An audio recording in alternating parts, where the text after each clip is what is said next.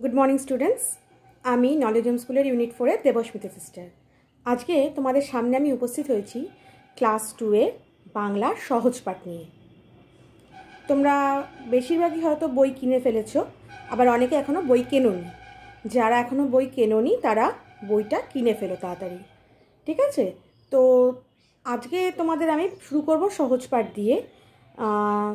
तोमादेर आरेकटा कथा बलार, तोमरा भिडियोटा भालो करे देखबे।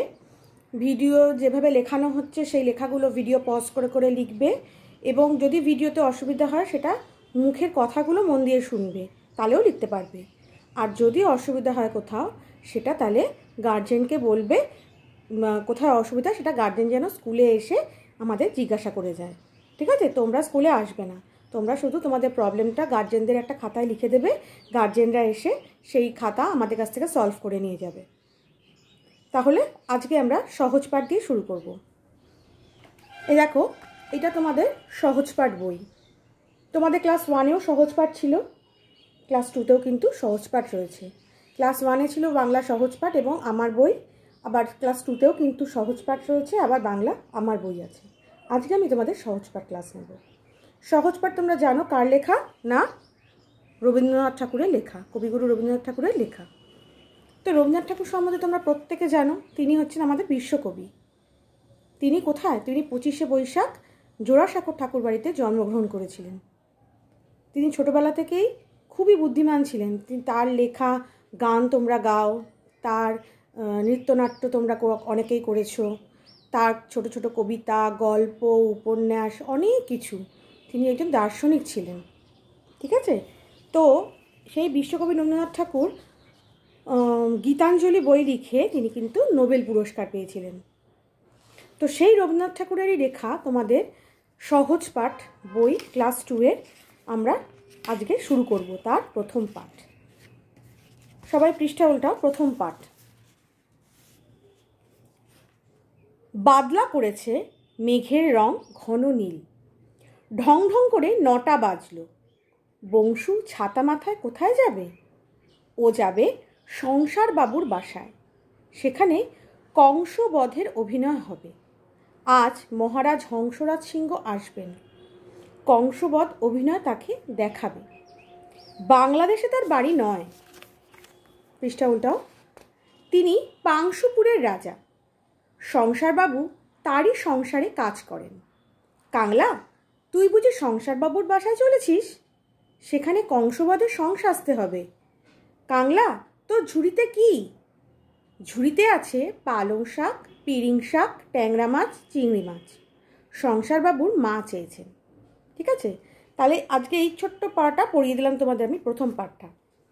তো তোমরা যেটা করবে, তোমরা একটা খাতা পেন্সিল রবার নিয়ে এসে বসো। আমি তোমাদের এই চ্যাপ্টারটার আজকে কিছু অর্থ আর বিপরীত দেখাবো, তোমরা লিখে ফেলবে। আর এই চ্যাপ্টারের যে প্রশ্ন উত্তরগুলো সেটা আমি নেক্সট ক্লাসে দেখাবো, তোমরা সেদিনকে লিখবে।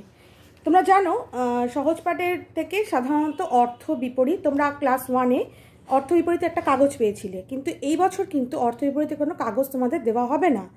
তাই আমি যেগুলো লিখিয়ে দেব তোমরা সেই লেখাগুলোই লিখবে। আর এর থেকে তোমাদের পুরো বাক্যে প্রশ্ন যেমন আসবে, একটি শব্দের প্রশ্নও আসবে, এবং আসবে কি না অর্থ বিপরীত ছাড়া আসবে বাক্য রচনা। তাহলে 5 রকমের হলো অর্থ বিপরীত, বাক্য রচনা, একটি শব্দ এবং পুরো বাক্যের প্রশ্ন উত্তর। আর কবিতার মধ্যে থেকে কিন্তু তোমরা জানো প্রত্যেকে কি আসে, যে পরের লাইন লেখো, বা কবিতার প্রথম 8 লাইন লেখো, বা লাইনের মধ্যে শূন্যস্থান পূরণ। তো এই তোমরা এগুলো সব তোমাদের চেনা পরিচিত, তাই তোমাদের কোনো ভয় নেই, তোমরা সবই পারবে। তোমরা ভালো করে পড়লে সবই পারবে। তোমার বাড়িতে যেটা করবে, এই গল্পটা কিন্তু তোমরা ভালো করে বাড়িতে পড়বে, ঠিক আছে। তাহলে আমি তোমাদের খাতা পেন্সিলটা বার করো, আমি তোমাদের অর্থ বিপরীতগুলো দেখাচ্ছি, তোমরা ফটাফট লিখে নেবে।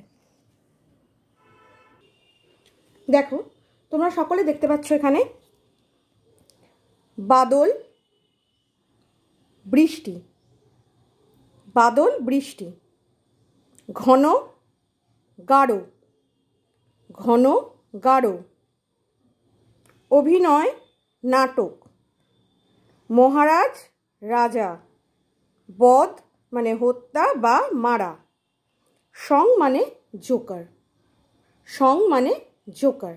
আবার বলে দিই, প্রথম হচ্ছে বাদল, বৃষ্টি, ঘন গাঢ়, অভিনয় নাটক, মহারাজ রাজা, বধ হত্যা বা মারা, সং মানে জোকার। এই অর্থটা তোমরা ভিডিওটা পজ করে লিখে নাও।